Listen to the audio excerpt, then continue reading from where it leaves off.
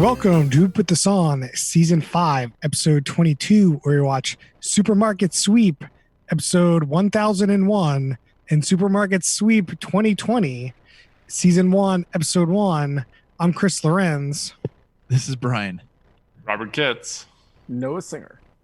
Welcome. If this is your first time joining us, we do a different reality show each week by watching about one episode each, going over in each minute minutia about how bad or good the show is. So, Rob, why don't you tell us what show we were watching this week? Watched Supermarket Sweep, show description on abc.com. The classic TV game show, Supermarket Sweep, hosted and executive produced by Emmy Award-nominated comedian and actress Leslie Jones, is a fast-paced and energetic series following three teams of two as they battle it out using their grocery shopping skills and knowledge of merchandise to win big cash prizes. The original format aired on ABC from 1965 to 1967 and went on to become a global sensation, including runs in the 1990s and early 2000s. It was adopted in 13 international territories and most recently also relaunched in the UK. That's Supermarket Sweep on ABC. Holy crap. Thank you, Rob. You did a great job there. Thank you. So yeah, I mean, everyone's kind of seen this. This was the one on Netflix is 1990s, right? I think so. It looks very 90s. It said 1993. Okay. So the 1965 version, I've never even seen that. I didn't know it started then. It's probably in black and white, right? Probably. It's around the time that they would switched around. But anyway, not important to the episodes we watched. So we watched the old one and the new one, and I blame Noah for bringing this idea up because he was like, "Oh, we could do this," and I love this old and new comparison. Yeah, it's fun. We did it for the Sister Wives. I'd highly recommend that podcast. It's pretty good. But in reality, this is a game show, and we don't really do game shows mainly because there's not a whole lot to talk about. So this will probably go like an hour and a half. So every time I say that, it always goes long. That always dooms us. It does. So let's just go over essentially what happens. They have a host. They introduce three teams. They do various puzzles and answering trivia questions to gain time. Then they do a sweep through the grocery store trying to get as much monetary value from the grocery store as possible. The winning team then gets to go through the grocery store, find certain items via riddle, and if they find a certain amount, they win a certain amount of money. And the 1995 version is the same exact thing as the 2020 version. They changed literally nothing. It is some of the puzzles are different, some of the trivias are different, which we can get over the minutia of, but essentially they're the same thing. Yeah, I would say they're not. They changed literally nothing. I think that's above minutia that they changed nothing.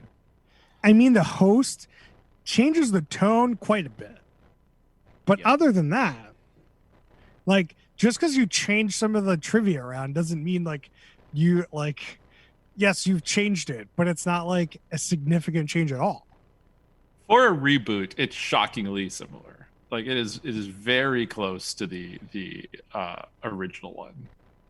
I just gave you a description of what happened, and you could use that description for both. Totally. Yeah, the show structure is exactly the same. I think that for all these game show reboots, they're trying to keep it very authentic with the old one. I mean, I guess. Yeah, I could see that you want to keep it that way, but at the end of the day, why don't we just watch the old ones? What's the difference? But now there's cooler stuff in there. Well, to be fair, we have watched lots of YouTube videos of Steve Harvey hosting Family Feud when other people hosted Family Feud, and so the new host can really bring a new dimension to it. That's Wait, fair. Is there anybody new doing Family Feud? Because I thought it was still Steve Harvey. It's still Steve Harvey, but Steve Harvey's the 8th host of Family Feud. Oh. If you go back to the 70s, it was Richard Dawkins, I think his name was, and then when there was the guy in the 90s whose name I don't remember, Seinfeld. but that's the guy I remember watching the first time. So the guy from Seinfeld did it for a while. Oh yeah, that's right. Mr. Peterman did it. Yeah, Elaine's boss. Yeah, Mr. Peterman. John George O'Hurley Jr. Just call Thank Mr. Peterman, Noah. All right, well, let's get into the hosts a little bit. Let's compare these two hosts. So you got in the new one Leslie Jones, and in the old one, I don't know what the fuck his name is. I didn't write it down. I'll go to the corner for you, Chris. Yeah, Yeah. let us know. It's David Ruprecht and Bill Malone. Those are two hosts. There were two David- hosts. Well, one was the Oh. Jeopardy announcer, right? Like that's different. Yeah, it's Johnny Gilbert was the. So that was interesting. Like the show in the 90s version, they had a host, but then they had to like have the announcer come in and handle half the duties for reasons I don't really understand. So because the it's Jeopardy guy David. didn't want to be the host. He just wanted to be the guy, not on camera. Anyway, so, like- David Ruprecht. Yeah, we got it. So like the first guy in the 90s has like the personality of like toast. He's just fucking nothing burger. Am I right, Brian? Yeah, like you could like replace him with just about anybody, and it's gonna be anything better. Like anyone with any sort of personality. Like he's like, but from like, we'll have to get into this in a little bit. From like making the show about the products, he's pretty good. Like it's all about the products. Like he just fades away. He made that quiche. Like they had to be making so much fucking money from this thing. Yeah, but that doesn't mean the host's making that much money. I don't know. I think that like you got to have a good host in order to like bring in the endorsements. Yeah, well, they didn't. So then we get Leslie Jones here. She's pretty funny. She's making jokes. Like, I think she has a really hard job. Like, freaking making jokes during this stupid show is like impossible. She was crushing it though. It's so Yeah. hard. Leslie Jones is amazing. Like she says whatever she puts her hands on. It's just like you've got these like 6 contestants, which are all essentially nothing burgers. Like they might have a slightly personalities that you can kind Yeah. of clash with, but like they're not there to be entertaining. They're there to win money. They're not trying to like. They don't have to, right? Like, I mean, some of them do have a personality. Team Color Greens has some personality. Yeah. Yeah, and Team Biscuit. Yeah, Uh, but that's how Leslie Jones can like key off people. That's why she can be funny. Yeah. I would say the contestants are very optimistic. Like they're very like open-minded and friendly. You know, like if they lose, they have a big smile on their face when they lose. Well, because they just won a couple grand for doing nothing. Yeah, maybe that's why. Just like I assume they win the money for their value of their goods at the end. I mean, why not when you're giving away $100,000 in this stupid thing? All right, we'll have to get into that. Anything else we want to say about Leslie Jones other than she was pretty funny? All right, We need to get her to play the game. She said she wanted to do it all. She watched every episode. she'll be in the celebrity one. All right, let's go to the contestants. Let's start with the 1995 version of the game. We've got Sarah and April, Young and Kimberly, Shannon and Linda. And I thought when they introduced all these people, it was semi-sexist. Yes. Like Very. Shannon and Linda, they introduced them and they were like, what do your husbands do? Yeah. What? Oh. What do you do? I don't give a fuck what your husbands do. Like, what is this garbage? It was real bad. And they didn't even talk. So the married couple, Zhang and whatever, they didn't even really talk to them. Like, No. talk to the woman at all. Yeah, they're like, oh, well, they barely spend time with them. They're like, oh, you both work in like accounting. Let's move on. Well, the first one was moving. Like, you don't know anything about these people, realistically. So I mean, that's what I kind of liked. I liked that it was just moving. It was like a diversity of contestants, though. You know, they had like friends, a couple, and then college roommates who were actually in college at the time. So like, it wasn't like too cookie cutter when it comes to that selection. No. So in the new one, let's see. they have team names. So we got the team names. We got Team Sugar, Team Biscuits, and Team Wings. Team Wings might have been the least personality of any game show contestant I've ever I seen. actively rooted against them. They're so bad. Who was a bigger nothing burger, the host from the 90s or Team Wings? The host. The host Because for sure. the one dude was like so pumped up to play the game, and it was just like so like I don't know why you have to be like a douche for this game. It's just supermarket sweep. One of the Team Wings, when they were doing some trivia, would be in the background like, I know it. Oh, I can't hit the button. Oh, hit the button. And I thought that was funny. But like the reason we say that is like Leslie Jones kind of treated them like nothing burgers too. It wasn't just like they were nothing burgers. It's just like Leslie was like really chummy with what was the team name? A Biscuits? Team Wings? Biscuit. Oh, Team yeah, Biscuits. Like because they were black and they were just like making some like nice racist jokes. I don't know, racist, whatever. So I also noticed I don't know like, what she I was- can say in that category, so I'm just gonna leave it there. So I was gonna say that like she was also pretty chummy with Team Collard Greens. Really real affinity for Southern food right there. Yeah, let's go with Southern Affinity right now. Then the second half of the 2020 episode, we had Team Bagel, Team Tangerine, and Team Collard Greens. Who is Team Tangerine? I'm Were they sorry. even in this episode? They yeah, were. that was Chris and his wife.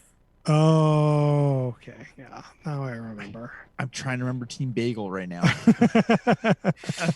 think they are a bagel. Team Bagel were the colleagues that worked at the fashion store on Melrose Avenue. They worked at the jeans store. You're still That's not getting me on that one. All right. Those are contestants. Some were good. You got Collard Greens with Mama, and her you- her name tag actually said Mama. yeah, that was the only. That was kind of interesting. And you've got Team Biscuit, which is fun. You got Team Wings, which is nobody, and Team Bagel, nobody. Yeah. So then we go into some games. Brian, do you know what the games are called? No. I mean, we got we got the Sweep Right, which was their virtual dating app, which was a nice little touch. Yeah, that I okay, yeah. Sweep Right was a good one. All right. I Let's. don't remember the names of these because like they all sound the same. All right. So in the 1995 version and the 2000 version, they have this thing where you would have to guess what a product was and then run into the store and get it and bring it back to you. And then you'd gain like a certain number of seconds and money.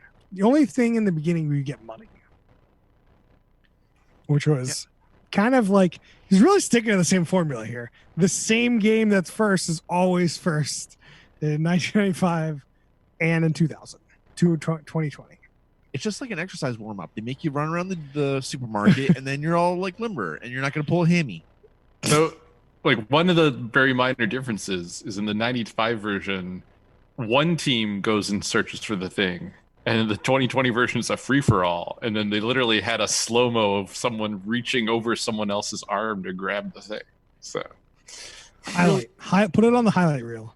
I'm really waiting for somebody to get stiff armed. I mean, Yeah. it definitely looked like somebody pulled some bows there. She said she threw some bows. Elbows and knees, right, Brian, right? Yeah. Uh, You're done, ref.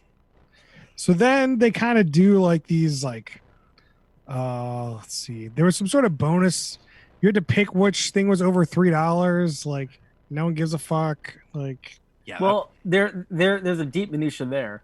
Honeycomb cereal was one of the items. Yeah. And they had Penny Hardaway as the the influencer who? on the box. Who's Penny Hardaway?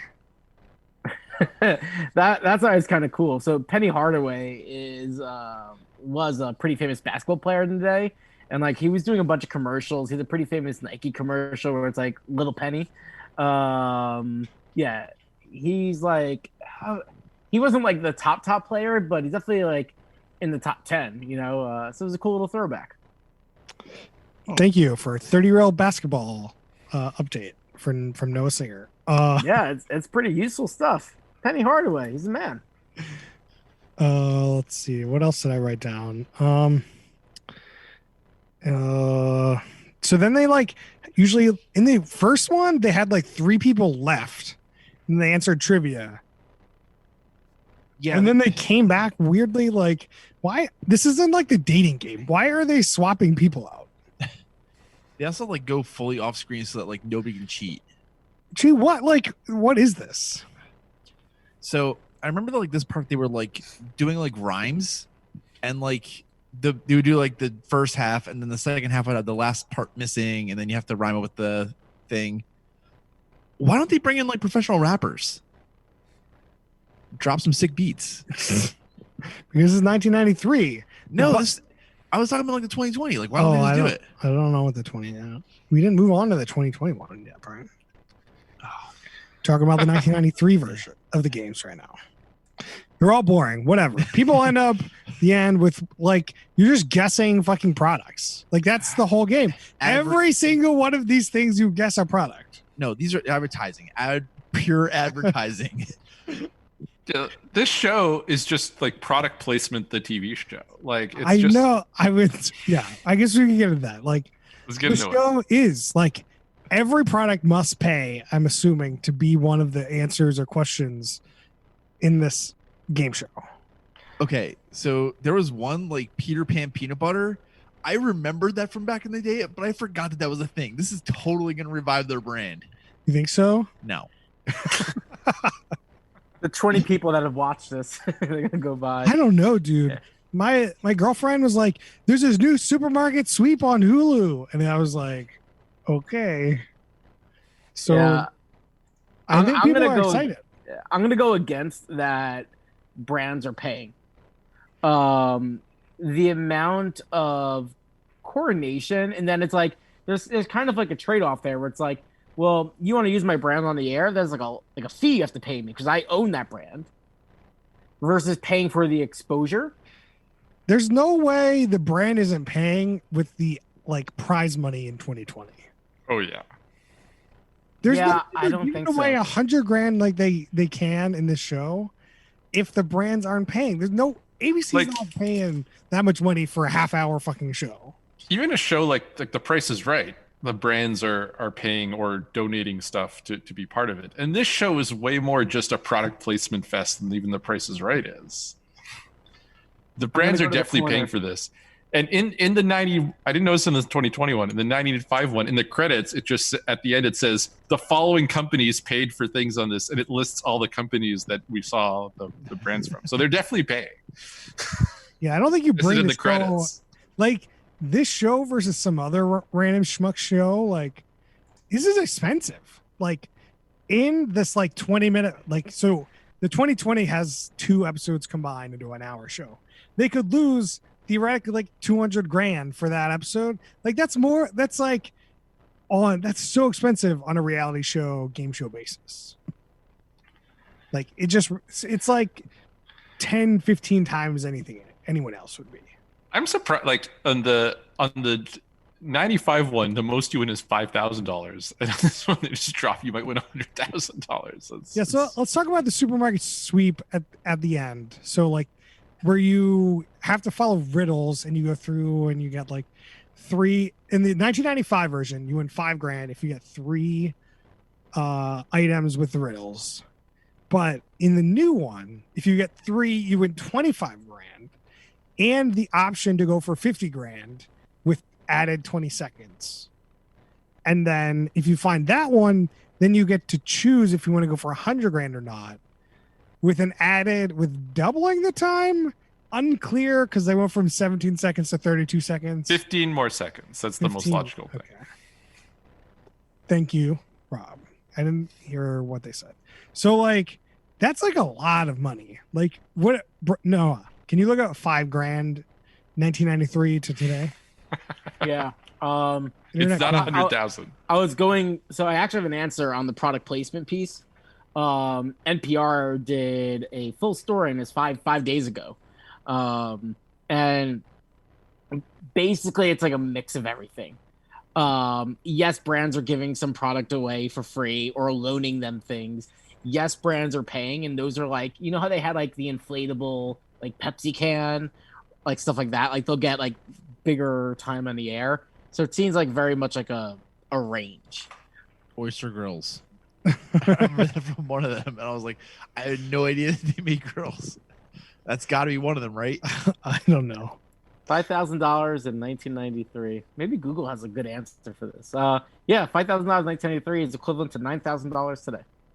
So yeah, that's insane. I mean, it's still in prime time, I guess. So I don't know. Well, we saw like one contestant won 50 grand and stopped, and then the other contestant didn't win anything. So, but I think that the majority of people are going to win 25 grand, right?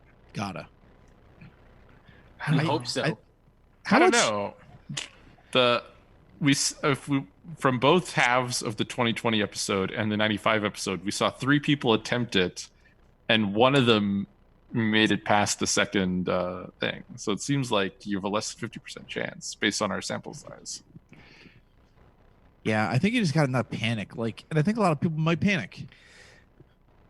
I think this is so, like, to be real, I think this is hard. I think that, like, you don't know this grocery store. Like, I can't imagine you get a whole lot of time in the store before the show. No or way. anytime. You come in blind. Like, you want me to try to pull that stuff in the QFC? I can do that. Yeah. But But if you take me to a whole new grocery store no way. with like 8 aisles and 3 different sets of things in each aisle, like, I don't know. I don't think I'm gonna know anything. I can guarantee you my shopping time would be doubled at least. That's But also, like, there are some similarities. Like some things can kind of stay the same. Like some things they know like go together, so like they'll put them together. yeah, but like the canned vegetables weren't near the canned fruit or the canned meat. And I was like, what? Yeah. So like whatever. I think it's hard. Do you think you could do it, Rob? I think the key is you got to be paying attention during the early parts of the show to try to get your bearings of where things are. Oh yeah, that's a good call. I mean, but you don't get the only times you get in the store are in the first one where you can go find first clue puzzle thing, Yeah. and then in the sweep itself. That's it. Yeah. The sweep itself, like, no, the sweep itself. That's the key. That, like, you can't, you got to throw all the turkeys in your cart, but at the same time, you also got to just survey the space. So what's the point of the partner then? Because like only one person can do that. Like, There's no point in the partner. like one person does the sweep, so they're the only ones that really know anything about the store. Yeah. You got it. They're supposed to carry the team. And they suck. I mean, there's definitely in the last one we just watched where like the girl and mama were like, just the mama was just like barely on the screen because she was so far behind. that was entertaining. Yeah, I was And the surprised how cameraman much. stayed with her. What's up, Brian? The cameraman stayed with her too.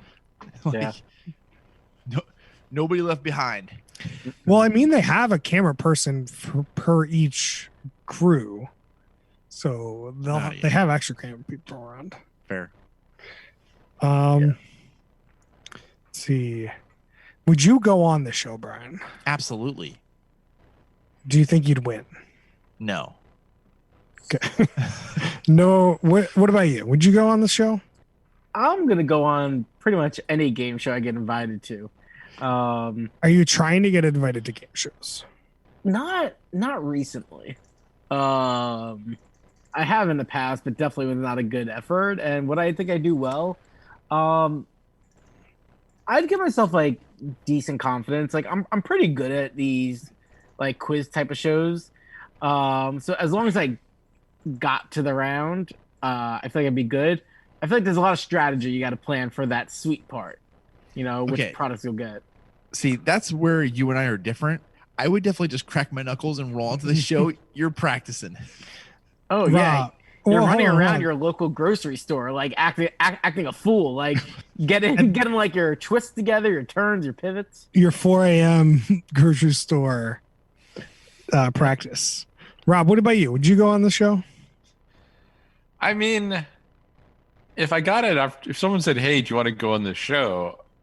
Probably like, why not? But like, I wouldn't go to my way to try to get on this show. The show seems dumb. You're not sending in your tape. No, I'm not saying my tape. So the other thing we should talk about this. So on the '95 one, it implies of kind of like Price is Right thing at the start, where just everyone's in the audience. Oh, and they yeah, I some forgot about randos that. out of the crowd, and it's like, is that true or is it just like, because I don't know. It seemed kind of weird. I don't think that's true in The Price is Right either. So, I think it is true in The Price is Right. well, there's like a select group of people that can be on the show. It's not everyone in the audience. I thought it was everyone in the audience. Yeah, I thought it was everyone in the audience too. Well, I have no idea. I'm just. I thought you talking. just showed up and then they're like, as you walk into the studio, they give you like a 10-second interview and then they just like pick people they think are going to be good. Oh, I had no idea actually. I was just making that up. Yeah. But yeah, I don't know. Maybe. I mean, like the 1965, like around that time when they're making these things, it's like the Deal or No Deal, not Deal or No Deal.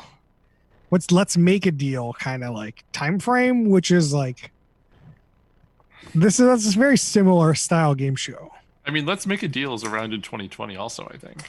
Yeah, but like that has no bearing on like what's going on in 2020 has no bearing on the framework of the show because it's been the same fucking show for who knows how long. Could be since 1966. Could be 50 like, years. Like one thing to put out there, like, have we ever seen a game show remake that really did overhaul it and just took like the name? We saw Temptation Island kind of change. That's not a game show. Shh, Rob, shh. I don't know. I don't watch game shows, so I don't really know. Like, I think that's the whole point of not changing it, right? It's like there's a game that has proven successful. So they're like, all right, don't fuck with the magic. Like, just update it. Give it a haircut. There's been like new game shows, right? They definitely like sometimes will do some changes between when it goes from prime time to garbage time, but yeah.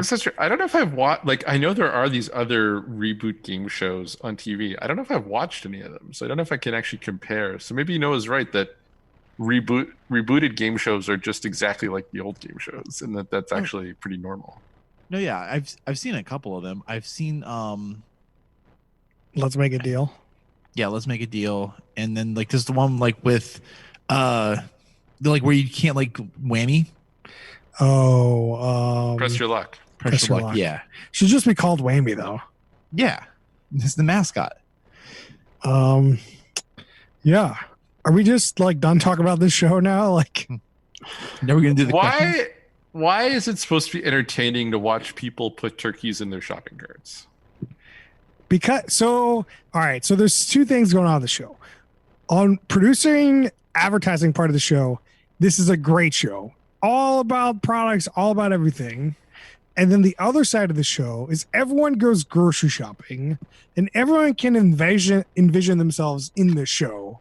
They're like, oh, what if I had to go to the store and get it, like fill the most up with the most money? What would I get? Oh, it's the turkeys and the meats and all that stuff, and planning out your own routes and what you would do. I think a lot of this is just feeding that kind of ego. Like, let me answer this stupid, simple question about, giant peas. Like, who cares about giant peas?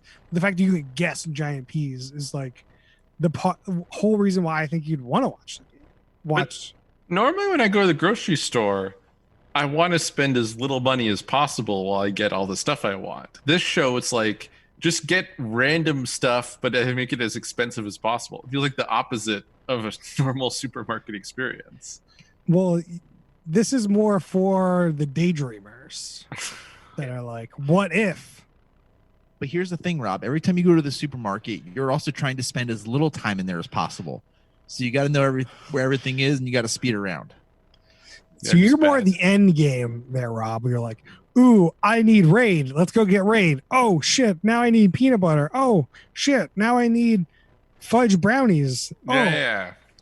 I It's think true. The end game feels more like me at the grocery store. I think I'm Rob running just from one end to the other because I don't know where anything is. Yeah.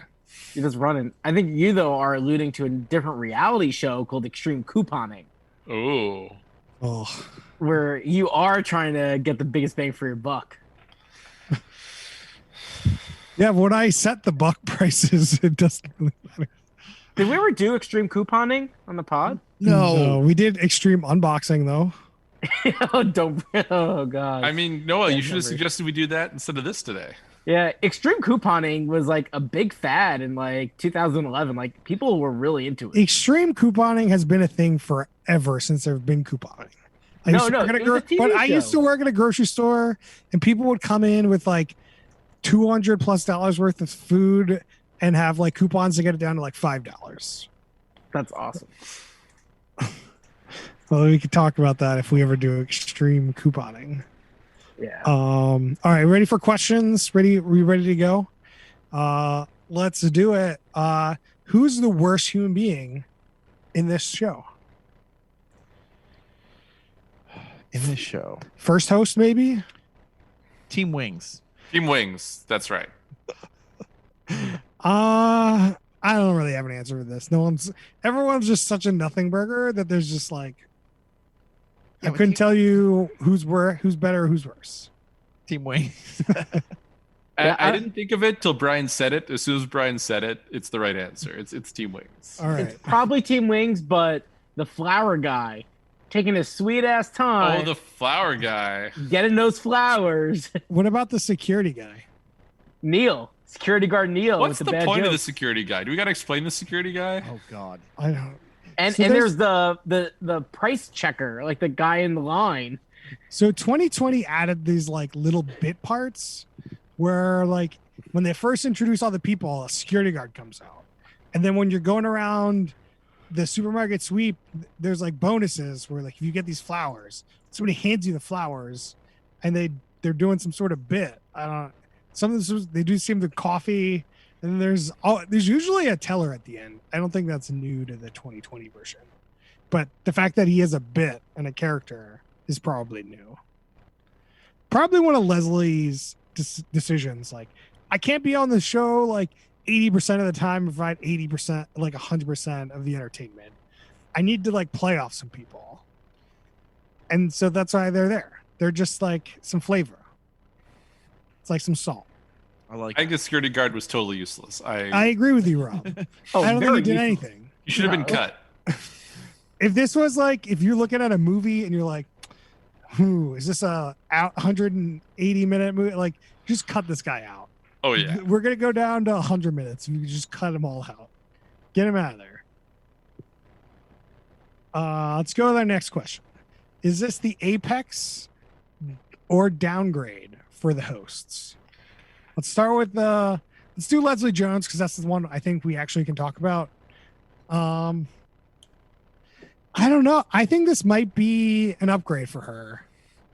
It's Like, not the apex, but like I honestly don't know what she's been doing the last 3 years. So Like, I think it's one thing when you are the executive producer of your own show. That's an upgrade. And for a lot of people. Like, if she's trying to be in movies, I don't know. But, like, in terms of her TV career, there isn't that much better than producing your own show. Like, I mean, you could produce a good show. That'd be better. I mean, I agree with you. But, like, on the level of, like, okay, if this does well, this could be her show for, like, the next 30 years or however long that it's going to be. I'm gonna go on a limb and say this is not gonna be a show for 30 years. That's Well, my I mean, bold like, prediction. You could have said the same thing about Survivor. It's went on for 20 years. I think it's a downgrade. If it's not a downgrade, I think Leslie Jones's career is close to being done. Brian, what do you think? I think a downgrade. I mean, I think Ghostbusters was better than this.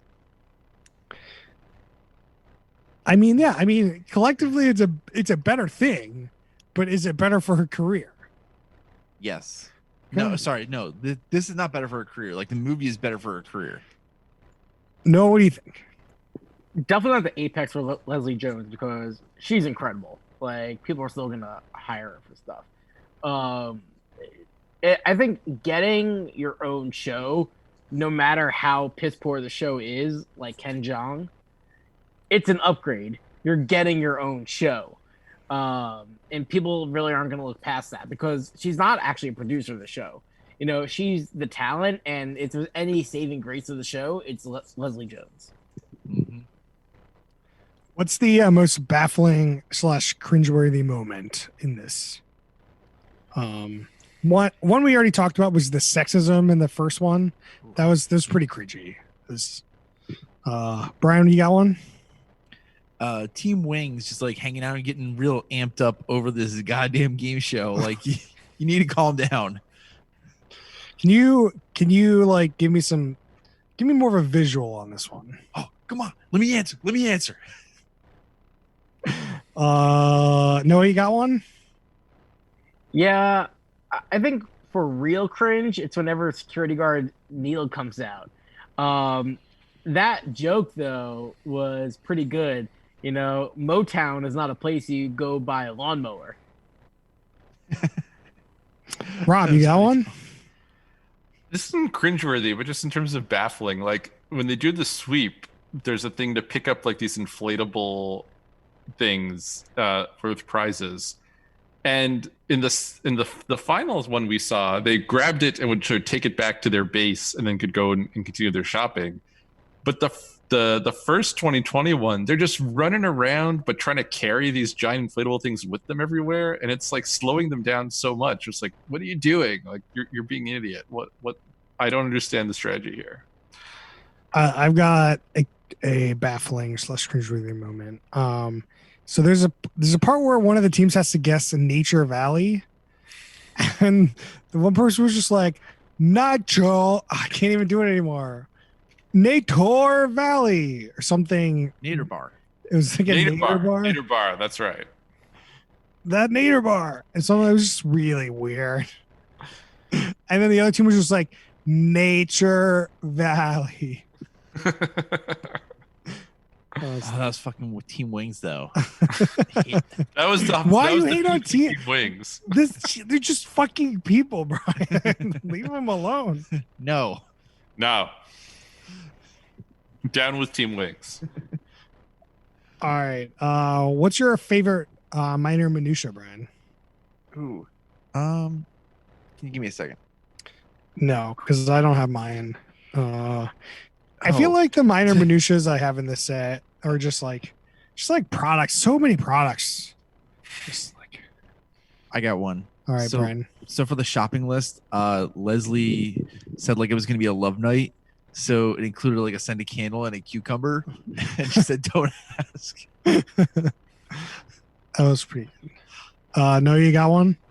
I did like the set the candle, spatula, and cucumber.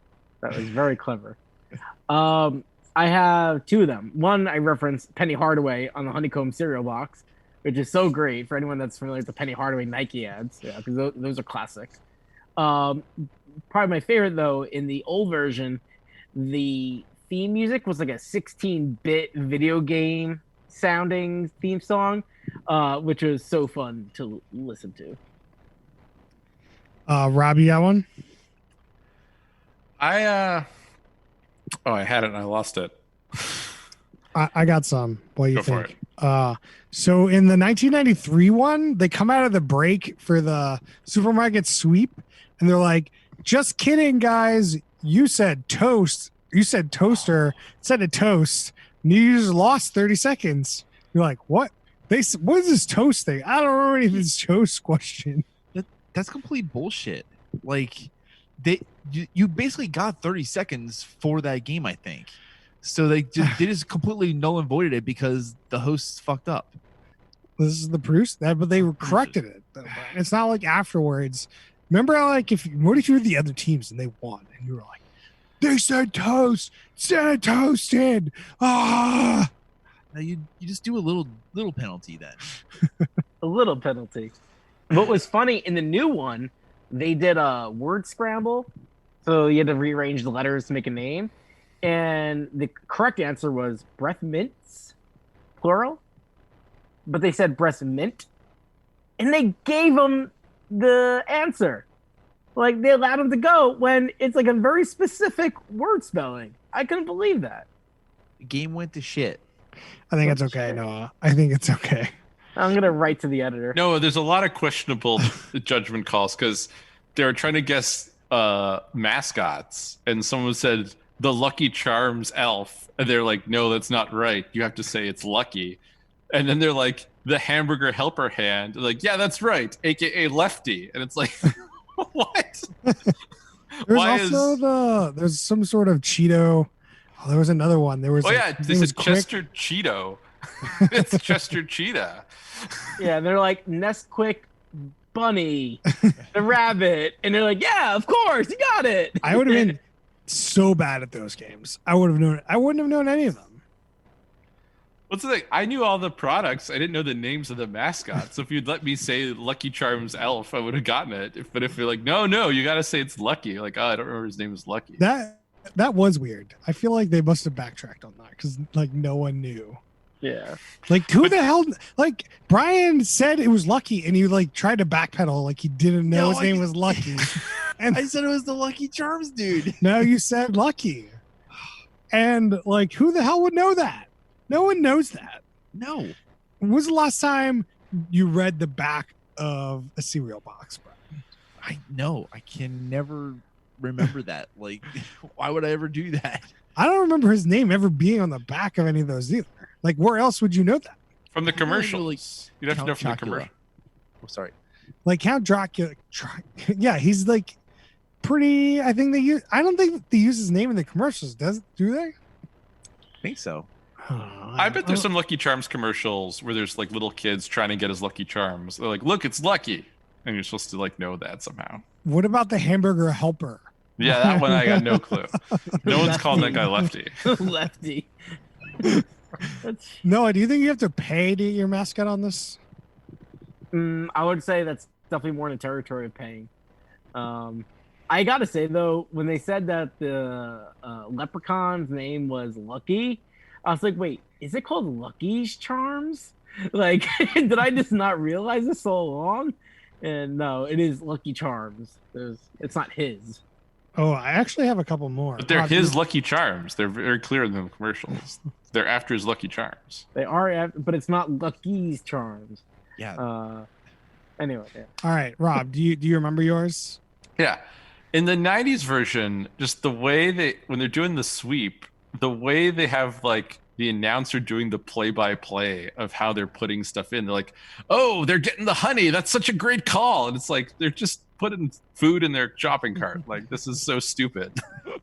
Well, that's the show, Rob. They can't be like, this is a stupid show. Look at people put stuff in the cart. In the 2020 version, like Leslie Jones is describing what they're doing, but she's not trying to be like a play-by-play sports announcer, like breaking down she's not Tony Romo here trying to break down the plays. Like, she's just kind of describing what they're doing like a normal person.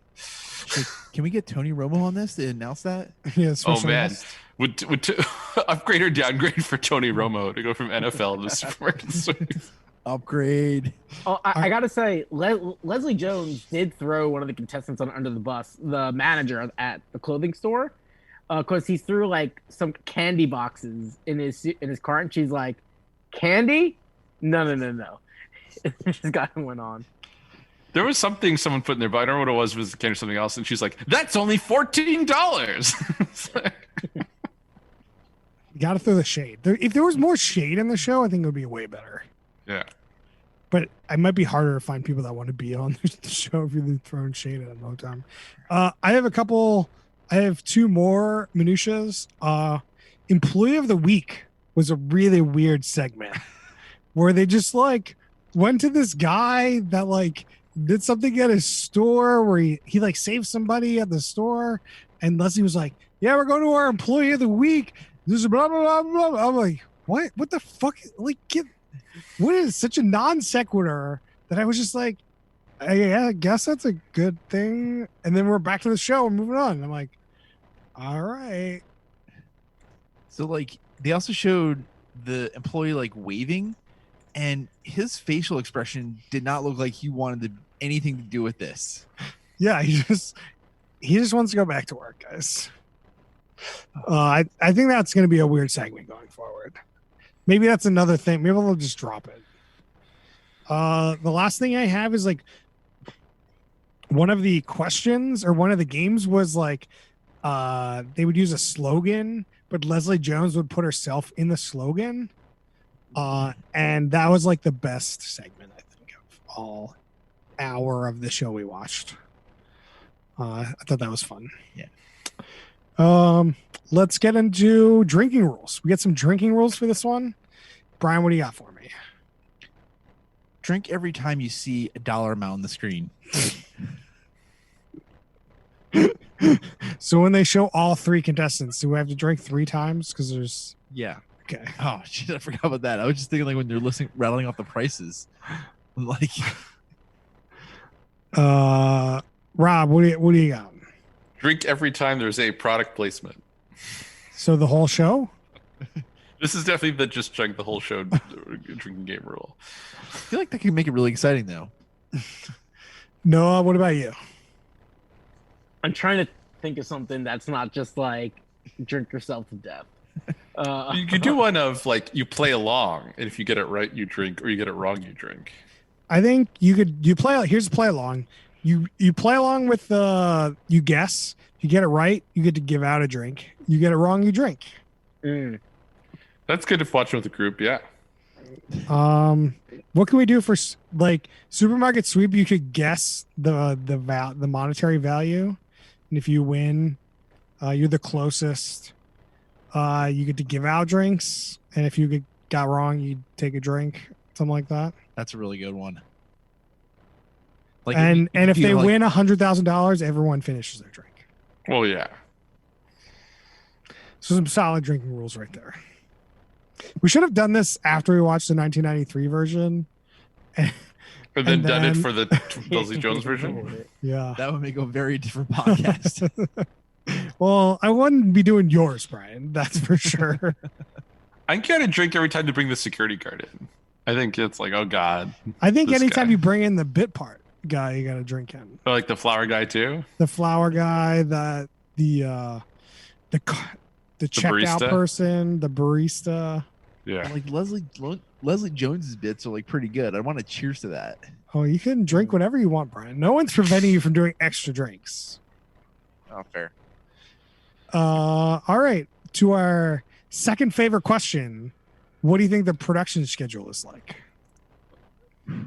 The only question is how many of these are they getting through in a day? They're doing like Leslie Jones maybe filmed 80 of these and put in a week of work. Right? You think so? Yep. I think that like maybe this is like a Saturday, like she comes in a couple weekends a month and they just bang it out on the weekend. That's a lot of them. I think you're doing like 2 to 3 a I mean, day. it depends on Leslie Jones's schedule, right? Right. Right. Like I think they're doing these as many as possible in the shortest amount of time as possible.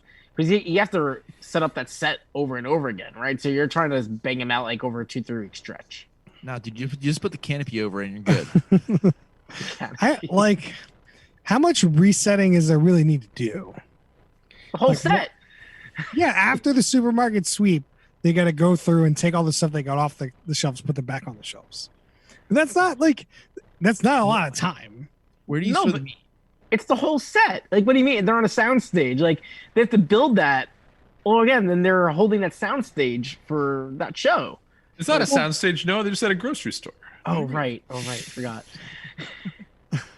I don't know. So you think that they just filmed like 2 weeks straight this whole season and it's over?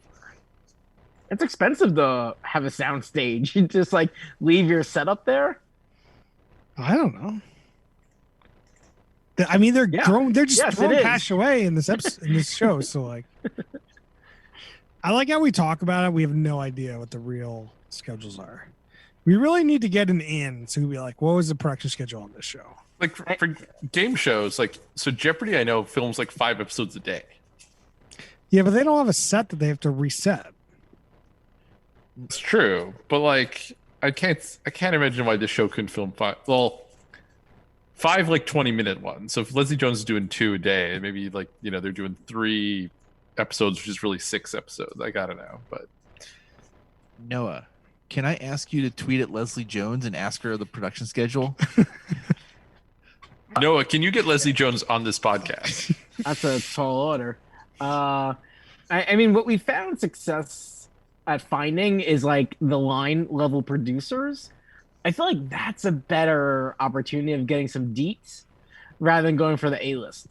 I don't know. I think that like she has enough of a personality. She'd be like depending on how you put your message, she might be willing to be like, "Yo, you're cool. Let me answer this for you." My Twitter following is not enough to be recognizable. I don't think I got that. I believe in you, Noah. Noah, there's no harm in trying. There is no harm, but if we really want the answer, I'm going to go for the line level producer in addition. All right, I'll expect an answer next week. Follow up with me and tune in next week if you want an answer. So I guess second to last question is, what show inspired this show? Which I have absolutely no idea because the show in 1965, God all knows what was before that. I can tell you what show inspired the Leslie Jones version of the show. So can I. This show was inspired by the boring ass thing of shopping. There you go. Yeah, it was inspired by a trip to the grocery store. Our last question and our favorite question. We do ratings. We do stack rankings. We do top, middle, bottom, third. So compared to other reality shows, which bucket do you put this into? Brian, where do you got it? I'm gonna go top of the bottom because this show, as boring as it is, it's just side content TV, and you can kind of tune in and get excited. And then it's a giant commercial that makes you want to go out and get Kit Kats. Ooh, Kit Kats? No, what do you got for me? I'm the same as Brian. It's in the bottom, but top of the bottom. The reason why it's at the top of the bottom because of Leslie Jones. How do you not like Leslie Jones? But beyond that, I do think they have a lot to play with, and they just don't execute as well because they stay too close to the original. Rob, what do you got for me? This is definitely bottom third. Like, this show is so boring. Like, I can't imagine why I would want to go and just spend my time watching the show. Although I have to say, you said, how does this compare to other reality shows? This is not a reality show. This is a game show. And it's also a bottom third game show. Watch Family Feud instead. It's way better. Family Feud can also be pretty boring. It's way better than this show. I feel like I like the show more than everyone else, but I like to watch one 20-minute version of the show and then out. Like, it's like, if I'm just like, it's moving, it's semi-entertaining. I kind of want to guess. I want to see people succeed or fail. Like, it's not garbage, but it's not really good in any sense of the word of good. But the fact that the new one is like an hour really distracts from the whole, like, no one wants to sit and watch back-to-back versions of this fucking show. Like, that's just ridiculous. So for the fact that they made the new one an hour, is in the bottom third, but I will give it a top of the bottom with you guys. But if it was just a 20-minute show, I think it's fine. Like, it's just meh. There's nothing really bad about it, but there's nothing really all that good about it. So that's where I stand. Rob, I need your shout out of the week because I need to know who the twins were.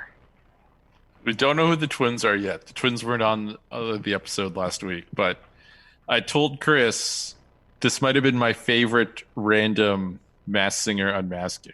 Oh yeah, you did send me that, and then I decided not to look at it. Yeah. So we could have this special reveal on the podcast. I don't know if Noah already knows. Brian definitely already knows. So the unmasked this week was the baby alien. which was a different kind of costume in that it was like a puppet, basically. Like someone was inside this thing, but they were working a puppet with like a hand and like using the mouth. And so there was guesses that it was like a puppet comedian or stuff like that. When the puppet was being interviewed by Nick Cannon, the person inside was talking with like a European accent to try to disguise their voice. It sounded like Borat. So there's a guess that was Sacha Baron Cohen, which would have coincided with the new Borat movie coming out. Very topical, but like the problem was the singing part didn't sound at all like Sacha Baron Cohen, so I didn't think it'd be that. Turned out to be former NFL quarterback Mark Sanchez. The Sanchez was on The Masked Singer. He was a former Eagles quarterback. That's right. That's pretty nuts. It's just, I was like, I did not see that one coming. Why do these like D-list celebrity shows think NFL players deserve a spot on any of them? I mean, do you guess random NFL players? Like, do you guess Jay Cutler is in The Masked Singer? Like, oh, that'd be incredible. I'd be like, so you excited. don't like. You're like, yeah, I know Jay Cutler, but you would have never guessed Jay Cutler. Last season, the first episode, Jamie Foxx said that guy's Gronk, and I was like, "Yep, he's right," and it was Gronk. So sometimes you guess the NFL player, and it's right. I mean, there's just like a big pool for D-list celebrities if you're just included NFL players. And like Ken Jeong is terrible at guessing, and I think somewhat on purpose. But like twice, he has randomly gotten these random athlete ones right. Like he guessed Victor Oladipo correctly. And I'm blanking on the other one, but there was another one with an athlete where he guessed it correctly. So they're definitely guessing athletes for some of these things. Are you still on the same board thinking that the hosts do not know who they are? I think the hosts don't know who they are. Nick Cannon probably does, but the judges don't. I don't know. It was one of the questions in our original podcast around this. Oh yeah. It's like, it's unclear whether the show would be better or worse if they knew totally who and who not to guess. But side note on Mark Sanchez getting unmasked is that I asked my wife Emmy, so this guy is best known for something called the butt fumble. Do you know what that is? And Emmy said, no, I don't. So then we watched the butt fumble on YouTube like 8 times. And Emmy laughed very hard.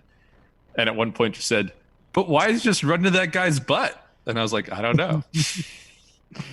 NFL's a quick sport. Like, you slow-mo anything down in the NFL, you're like, how do you even do that? A lot of the times. Yeah. Thanks. You have anything else you want to shout out, Rob, while we're doing shout outs? We're watching I started watching The Last Dance, which was a big thing like 6 months ago. And so now we're watching that. So no, that's good. That's a good one. Good choice. There's a podcast on Audible that's like something around The Last Dance, and I'm excited to listen to it. Brian, what do you got for a shout out? So I decided to dip back into Archer after skipping like all the stupid random subplots. The dream seasons. Yeah. Or the coma seasons or something. Man, this is actually pretty good now. Now that they're back to actually being spies again. Yeah. Maybe. I feel like season 1 and 2 are so good that I like it's been downhill since then. For sure. But at the same time, like this is a breath of fresh air. Like this is legit good different. Is it on Hulu now? Yeah, it's on Hulu. Oh, maybe.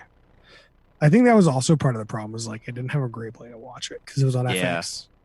Noah, what's your shout out? I don't know if I'm really liking the show, but it's okay. It's Bly Mansion on Netflix. It's a horror show. Timely for Halloween. It's fine. If I were to give out a shout out something I really enjoy, but not a show, it's a movie. Hubie Halloween. That was very enjoyable. Hubie Halloween? Quibi, actually pronounced. Okay, I got 2 things for you, Noah. Hubie Halloween was a good sit, but good, I don't know. Like, yeah, if you're a little inebriated, it can be kind of fun. There's definitely some funny moments, but overall, it's probably one of the best Adam Sandler movies in a while, but just like, it's a good sit. And Bly Manor, I'm enjoying. It's a little slow. it's like Netflix slow. But once it starts like kicking in, like, you really want to know what's going on with the house and the mansion and the other people in the show. And I think the answers are pretty satisfying, but I still have a couple episodes left. So Yeah, that could change. I'm in the middle. Like, it's fine enough, and it's like it fits the I want to watch something spooky for Halloween. That's fair. So my shout outs for the week. What's that? Lovecraft Country. Finished up last week. And that show kind of had some ups and downs. Like, there's definitely some good in there, and there's definitely some bad in there. And I don't think they interweave as well as they want to. For like, it's a horror anthology-ish show, like an overarching plot where they kind of introduce new characters throughout, and it all kind of accumulates into like a finale. So I can't really give it a wholehearted shout out, but like season 1 or episode 1 was great. Episode 2 not so much. But, and the second thing is Star Trek Discovery. That's back. I watched the premiere. It was good. I'm excited. Like, we're now super far into the future, so we can stop playing these stupid prequel games that I hate. So onward and upward. And that's it for us this week on the pod. You can reach us on Twitter at @HoopWithTheSun. You can find us on Facebook.com/HoopWithTheSun. You can ask questions and suggestions at whowiththesun@gmail.com. And next week, we'll probably watch some Halloween garbage. Halloween shows or theme shows tend to be fucking garbage. And maybe we'll be stuck in some house with some thermal camera again. Who knows? The Therm. Can we get a thermal camera for this? All right. We'll see you guys then.